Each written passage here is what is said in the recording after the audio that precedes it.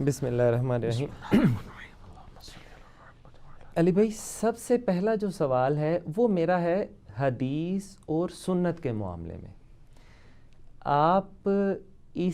آپ کا مجھے نظریہ معلوم کرنا ہے۔ حدیث حدیث کی الگ ڈیفینیشن فرما دیجئے اور سنت کی الگ ڈیفینیشن فرما دیجئے۔ اس کے پہلے میں یہ عرض کرنا چاہتا ہوں کہ جمہور علماء اور ہمارے اساتذہ کرام اور جو ایک عام مسلمان ہے، کیونکہ علی بھائی آپ کو پتہ ہے کہ جس علاقے سے ہم تعلق رکھتے ہیں اس میں زیادہ تر لوگوں کو اسلام اس طرح باقاعدہ تعلیم لینے کا جو ہے وہ رجحان نہیں ہے۔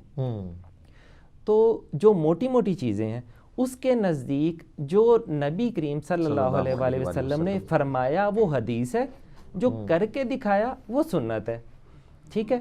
لیکن اب چونکہ میں نے دوسرے لوگوں کو بھی پڑھا، مختلف علماء کا بھی سنا، ویڈیوز بھی دیکھیں، ملاقات بھی کرنے کا شرف مجھے حاصل ہوا، تو اس سے مجھے یہ پتہ چلتا ہے کہ حدیث اور سنت میں چونکہ آدمی لاحق ہے، آدمی بیچ میں شامل ہے، راوی حضرات شامل ہیں، تو جس چیز میں بھی انسان کا عمل شامل ہوگا تو اس کا مطلب ہے کہ اس میں غلطی کا احتمال باقی رہے گا، ٹھیک ہے۔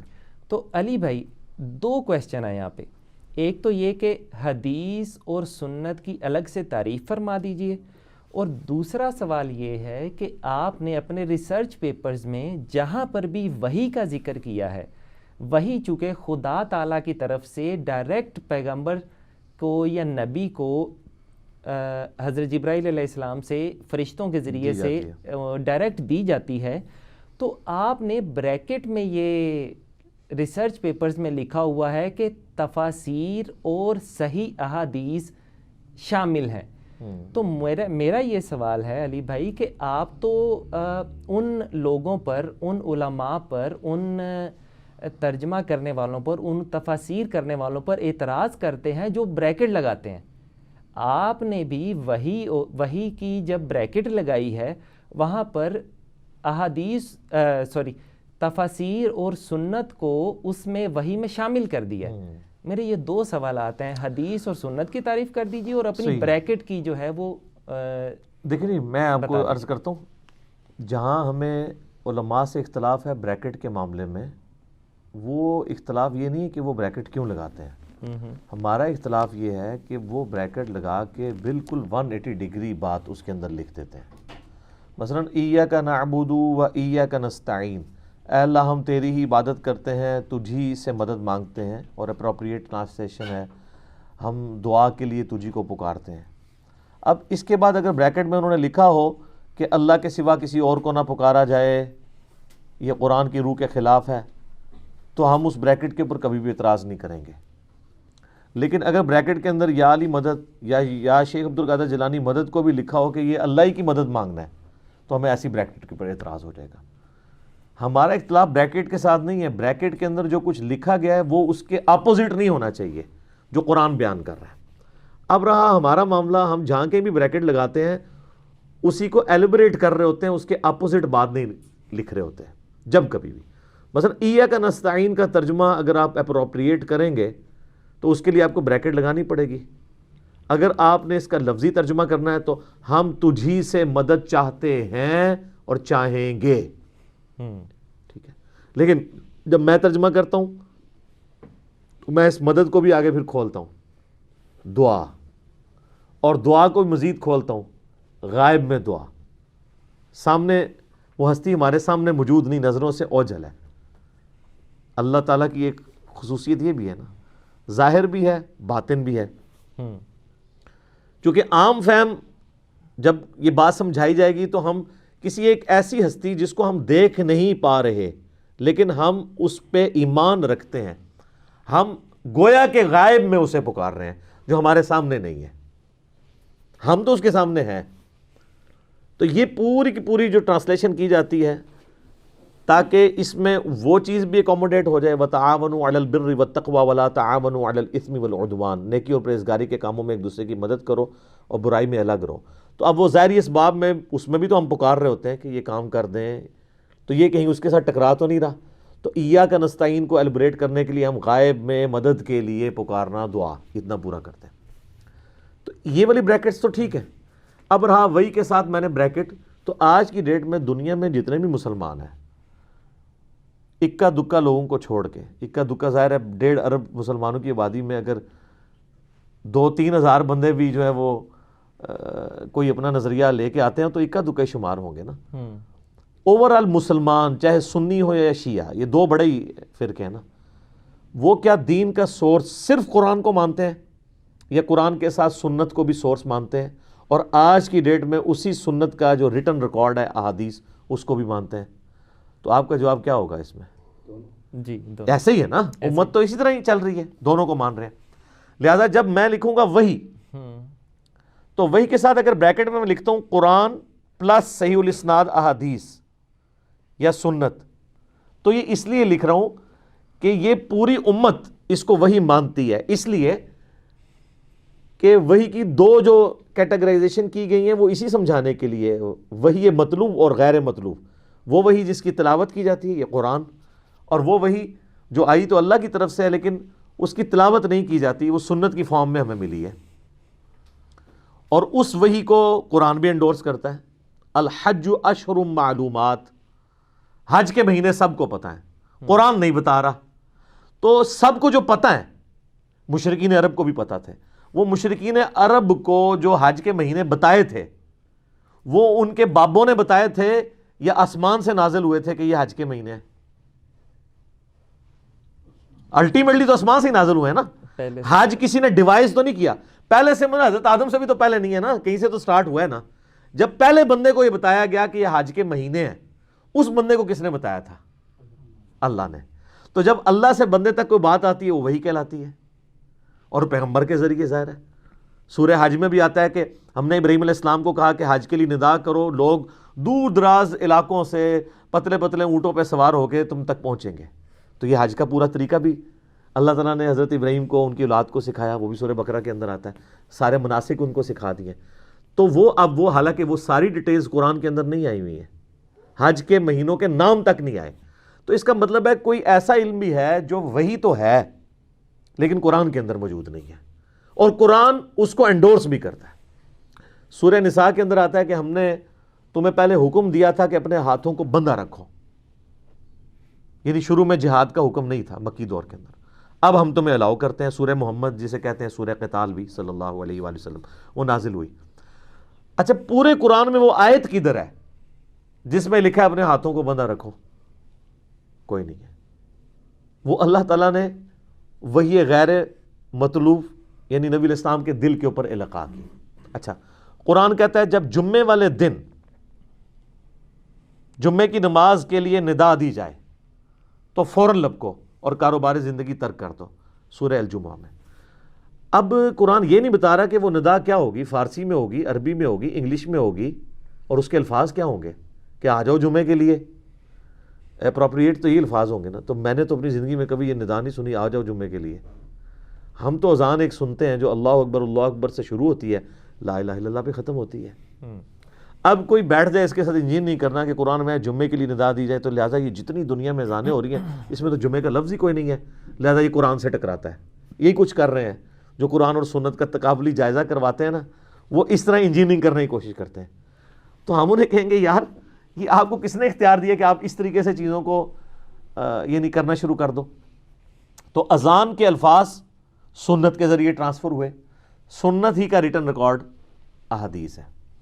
جب تک یہ بنیادی بات کلیئر نہیں ہوگی نا کہ دین کے سورسز 2 ہیں, قرآن اور سنت, آگے بات چل ہی نہیں سکتی. اصل چیز ہے یہ ماننے کی.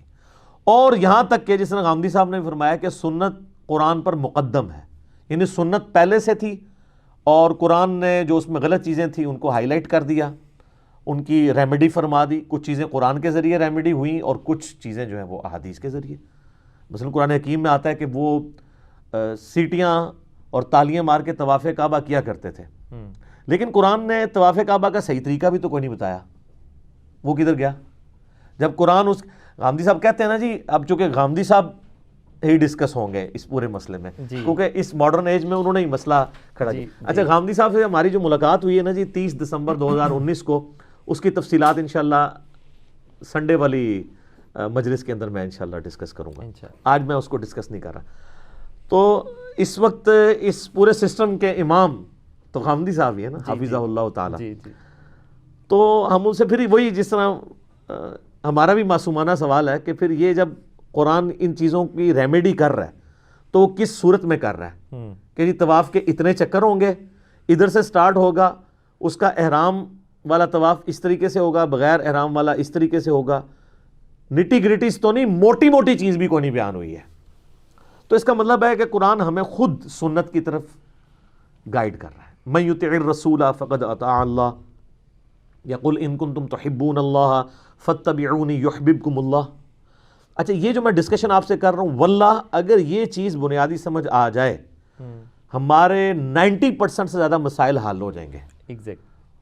ابھی کچھ عرصہ پہلے کی بات ہے، ایک قادیانی بھائی تشریف لائے، ایجڈ تھے وہ، اور وہ احمدی تھے، یعنی جو امتی نبی کا عقیدہ بھی رکھتے ہیں۔ تو بیچارے اتنی کتابیں اور پوری تیاری کر کے ادھر آئے ہوئے تھے، ان کو پتہ ہی نہیں تھا جا رہا کس کے پاس ہو۔ تو وہ کبھی کوئی آیت پڑھے، میں نے کہا اس طرح نہیں ہے، اصول پہلے طے کریں گے۔ آپ یہ بتائیے کہ اصول کیا ہے، کہ صرف قرآن دلیل ہوگا یا سنت بھی؟ اگر آپ کہیں گے صرف قرآن دلیل ہے تو ہم سب سے پہلے جس شخص کو آپ کلیم کیے ہوئے نا پروفٹ، ہم ڈائریکٹ قرآن سے اس کا ذکر سننا چاہتے ہیں، ٹھیک ہے؟ آپ نے وہ بعد اسمہ احمد نہیں پڑھنا، کیونکہ اس کا نام تو غلام احمد تھا، وہ تو احمد ہے، تو وہ تو آپ کے فٹنگ میں نہیں۔ اس نے پھر مان لیا کہ جی سنت بھی ہے۔ ہاں میں نے کہا آپ سنت پہ آئیں گے تو پھر ہم سنت کو اسی پیرائے کے اندر دیکھیں گے کہ سنت عملی تواتر سے ٹرانسفر ہوئی ہے اور اسی کا ریٹن ریکارڈ احادیث کی شکل میں آج سے 1200 سال پہلے جمع کیا گیا۔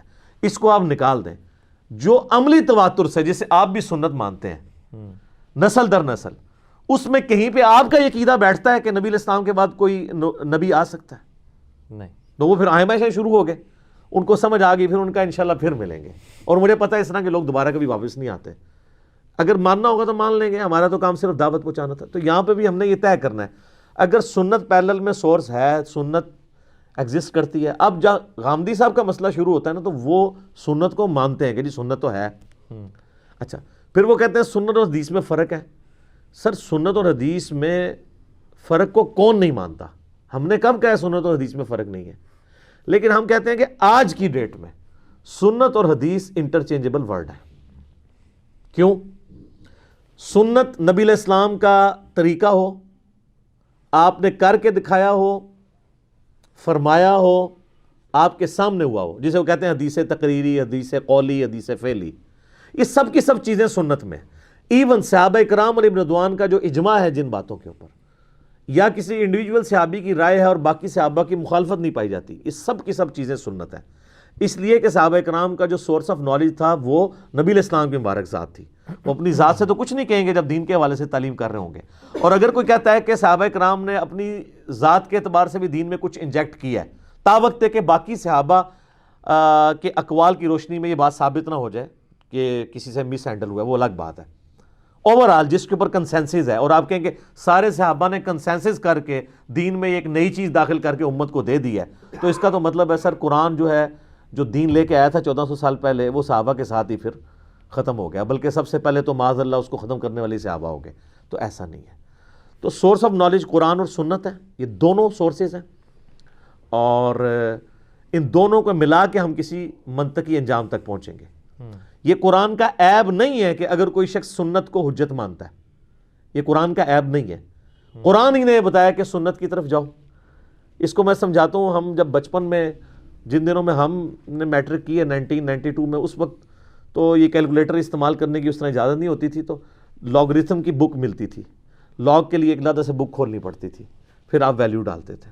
اسی طریقے سے قرآن نے ہمیں سنت کی طرف گائیڈ کیا، حج کی طرف، نماز کی طرف، زکوٰۃ کی طرف ریفر کر دیا۔ وہ جس طرح لاگ کی بک علیحدہ تھی، وہ سنت، اور وہ سنت ریٹن فارم میں آ گئی احادیث کی شکل میں۔ اب احادیث کے جو نسخے لکھے گئے آج سے 1200 سال پہلے، لوگ کہتے ہیں جی ہمیں کیا پتہ جی کہ وہ 1200 سال پہلے 1200 سال گزر گئے ہیں۔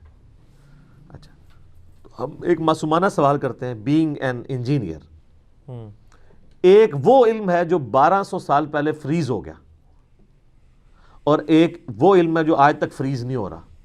جو نیا مولوی آتا ہے وہ اپنی سنت جاری کر دیتا ہے. کوئی کہتا ہے جی یہ جو گرین پگڑی سنت ہے, کوئی کہتا ہے جی یہ براؤن پگڑی سنت ہے. اور یہ کتابوں کا کتنا احسان ہے اس امت کے اوپر, ان محدثین کا, کہ انہوں نے آج کی ڈیٹ میں تو 1200 سال کہہ رہا ہوں, ہو سکتا ہے مزید 1000 سال بھی گزر جائیں, کہ انہوں نے آپ کو ایک چھلانگ میں 1200 سال عبور کروا کے نبی الاسلام کہ پہلے 300 سال کا جو زمانہ ہے وہاں پہ پہنچا دیا کہ اس وقت تک کن چیزوں کو سنت مانا جاتا تھا, اور وہ انہوں نے ریٹن ریکارڈ میں رکھ دی.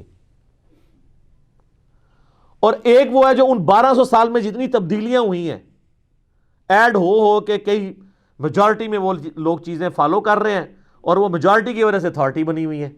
تو جب ان کو پیش کیا جاتا ہے وہ نہ قرآن پہ پوری ہو رہی ہوتی ہے نہ حدیث پہ, تو ایک عام آدمی کا پھر یہی اپروچ ہوگی نا کہ یار مجھے آج کا دین نہیں, 1200 سال پہلے دین کس طرح کا تھا, کوئی ریٹن میں ہے, کوئی ریکارڈ بتائیں. تو ہم کہیں گے ہاں ہے, کیونکہ ان 1200 سال میں جو تبدیلیاں ہیں, جو وقت کے تھپیڑے ہیں, جو علماء نے اس میں چیزیں داخل کی ہیں, اس سے تو وہ چیزیں آزاد ہوئی نا. اور اگر آپ کہتے ہیں نہیں ہم نے ان کتابوں کو نہیں لینا, سینہ بسینہ لینا ہے, تو سر ٹھیک ہے پھر آ جائیں. سینہ بسینہ پہ سب سے پہلے تو یہ بات کرنے والے پھنس جائیں گے. غامدی صاحب تو کہتے ہیں رفع دین کے بغیر بھی نماز ہو جاتی ہے, اس کے ساتھ بھی. ہم کہتے ہیں اب آپ اپنے اصول پہ قائم رہیں. ہم جائیں گے عرب, صحابہ کی اولاد ہیں, سینہ بد سینہ دین ٹرانسفر کر رہے ہیں, اور دیکھتے ہیں وہاں کیا ہو رہا ہے. پھر آپ نے ہمیں یہ نہیں کہنا کہ وہ ترک رفع دین والے لوگ بھی تو انڈیا میں پائے جاتے ہیں نا. پھر انڈیا کی نہیں ہم تواتر مانیں گے. کیوں؟ کیونکہ انڈیا کے جو لوگ ہیں رہنے والے وہ تو ہندوؤں کی اولادیں ہیں. یعنی یہاں کوئی شخص یہ دعویٰ کر سکتا ہے سوائے سید کے کہ میں نسل در نسل ہمیشہ سے ہی مسلمان ہوں نبی الاسلام کے آنے کے بعد. تو پھر مجھے بتائیں کہ تواتر ان کا مانا جائے گا یا ان کا. اس کو پنجابی میں ایک مثال دی جاتی ہے کہ خالص دودھ بھینس کے نیچے سے ملتا ہے, گوالے سے نہیں. تو جہاں پہ گوالے دین لے کے آئے ہیں ان گوالوں کا دین ہم مانیں گے, یا ہم جو اوریجن ہے مکہ اور مدینہ اس کا مانیں گے نا. تو پھر مکہ مدینہ کو مانے نا, پھر وہاں پہ اور بحثیں شروع ہو جائیں گی. ہوتا یہ ہے کہ ایک اصول کے اوپر قائم نہیں رہتے, مصیبت ہمارے لیے کھڑی کر دیتے ہیں. تو لوگوں کو نظر آ رہا ہوتا ہے. تو یہ ریٹن ریکارڈ ہی ہے اس زمانے میں جو مرتب کیا گیا, اور نسل در نسل جو مسلمانوں نے سنت ٹرانسفر کی ہے اسی کا یہ ریٹن ریکارڈ ہے. باقی آپ نے یہ ایک علمی ڈسکشن ضرور ہو سکتی ہے کہ سنت اور حدیث میں فرق کیا ہے, کریں جتنا مرضی. اینڈ رزلٹ یہ ہے کہ آج کی ڈیٹ میں سنت کو حاصل کرنے کا سورس حدیث ہے. عملی تواتر تو ہے, لیکن عملی تواتر صرف وہ والا مانا جائے گا جو اجماع امت ہے. اگر بنگلہ دیش کا عملی تواتر دیوبندیت ہے, ایران کا عملی تواتر شیعہ ہونا ہے, پاکستان کا عملی تواتر بریلوی ہونا ہے, اور سعودیہ کا عملی تواتر اہل حدیث ہونا ہے, تو پھر آپ کدھر جائیں گے؟ اجماع اور عملی تواتر تو وہ مانا جائے گا نا جس میں پوری امت کنسنسس کرتی ہو. مثلا نمازیں 5 ہیں, فرض رکعتوں کی تعداد 17 ہے, نماز قبلہ رخ ہو کے پڑھنی ہے, مردے کو قبلہ رخ دفنانا ہے, کنسنسس ہے. اب جہاں پہ اختلاف آئے گا پھر آپ کس کی بات مانیں گے؟ جس کی آواز اونچی ہے. آپ نے خود ہی کہا کرائٹیریا ہوگا نا جی. ایک بندہ کہتا ہے جی کہ یہ جو ٹیبل ہے یہ 3 فٹ چوڑا ہے, ایک کہتا ہے یہ 3 کلومیٹر ہے, اور ایک کہتا ہے 3000 کلومیٹر ہے. تو جس 3000 والے کی اگر آواز اونچی ہوئی تو وہ جیت جائے گا. تو یا دوسرا طریقہ جی فیتا مار کے دیکھو کہ بھئی ٹیسٹ کیا, بالکل اس کا جو کرائٹیرین ہے اس کے اوپر اس کو جج کیا جائے. تو جہاں پہ سنت میں اختلاف آ رہا ہوگا پھر الٹیمیٹلی ہمیں حدیث کی طرف جانا پڑے گا کہ ایک وہ ریکارڈ ہے جو ہمیں ماں باپ نسل در نسل ٹرانسفر کرتے آئے ہیں اور ہر علاقے میں ڈیفرنٹ کرتے آئے ہیں, اور ایک وہ ریکارڈ ہے جو 1200 سال پہلے فریز ہوا تھا. اور آج اگر ہمیں ایسے لوگ مل جائیں جو وہی بات کر رہے ہیں جو 1200 سال پہلے فریز ہوئی بھی تھی, تو ان کو فوقیت دی جائے گی بنسبت ان لوگوں کے کہ جن کا آج تک علم فریز نہیں ہو رہا. کبھی کچھ بات کرتے ہیں کبھی کچھ بات. آپ صرف ایک چھوٹی سی مثال لے لیں, فرض نماز کے بعد اذکار جو ہیں ہر بندے نے اپنا شروع کیا ہوا ہے, جبکہ آپ احادیث کی کتابوں میں آئیں گے تو آپ کو وہ سنت اذکار ملیں گے. ہم نے باقاعدہ اس پہ پورے حوالوں کے ساتھ بلو اور گرین کارڈ لکھے ہیں. تو پھر آپ جج کر سکتے ہیں یار جو یہ بات کرتا ہے وہ ٹھیک کرتا ہے, واقعی یہ بات لکھی ہوئی ہے, اور یہ بات اس طرح نہیں اس طرح. تو لوگ اپنی لاجکس تو بہت ساری پیش کرتے ہیں. تو یہ سنت اور حدیث آج کی ڈیٹ میں بالکل ایک ہے, اگرچہ ان میں فرق پایا جاتا ہے.